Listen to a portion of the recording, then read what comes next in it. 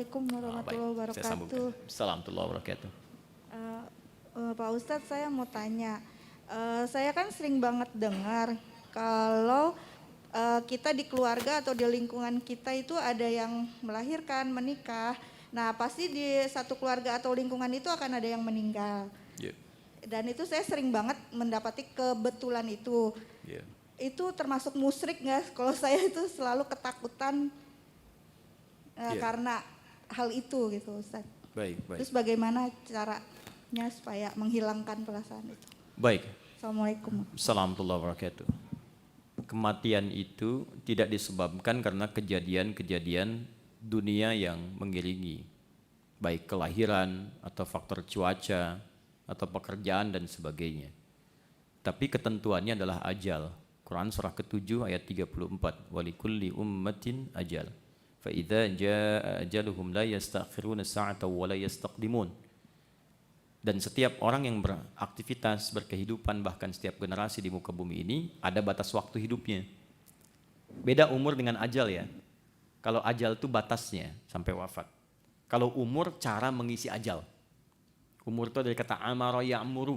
Artinya sesuatu yang mendatangkan kesuksesan, kebahagiaan dan keberkahan. Ya. Jadi sepanjang berkehidupan sukses jangan tanggung nih. Sekarang siapkan rencana untuk sukses. Ya, yang kedua bermanfaat berkah. Jadi semua apa yang kita kerjakan pandangannya mesti bermanfaat, bicara bermanfaat. Sepanjang hidup usahakan segala itu bermanfaat. Yang ketiga, dapatkan peluang kebahagiaan. Selama hidup usahakan itu disebut dengan umur sampai kita wafat. Nah ini nggak ada kaitan dengan kelahiran atau yang lainnya.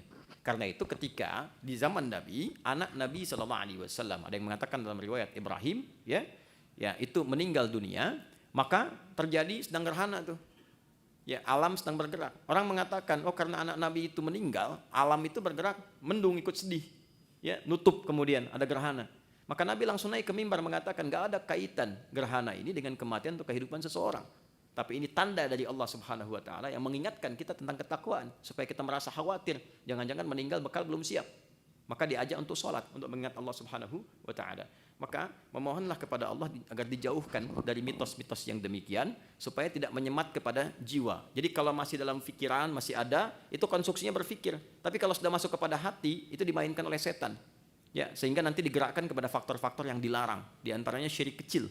Ya, menghadirkan segala sesuatu ketetapan bukan karena Allah tapi karena fenomena. Ya, maka di antara doa-doa yang bisa kita hadirkan adalah Allahumma ya muqallibal qulub tsabbit qulubana ala dinik. Setelah itu abaikan, Bu. Kalau nggak diabaikan, setannya ikut. Nanti lain waktu kalau kesini lagi, saya akan coba bahas fikih setan. Ya, belum pernah ada kan? Ya, kajian fikih setan belum pernah ada kan?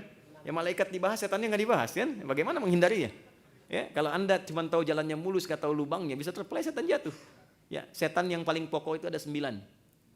Ya, malaikat yang pokok kan 10, ya kan? Setannya ada berapa?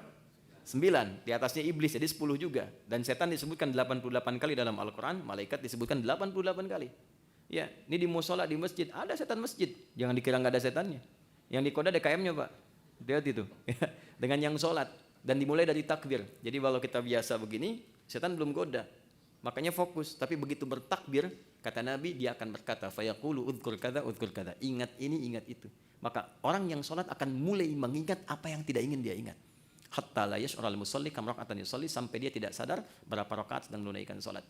Setan di tempat kerja ada. Ada, setan di pasar, di mall ada. Setan di rumah juga ada. 9 jenis loh, nanti kita bahas lain waktu.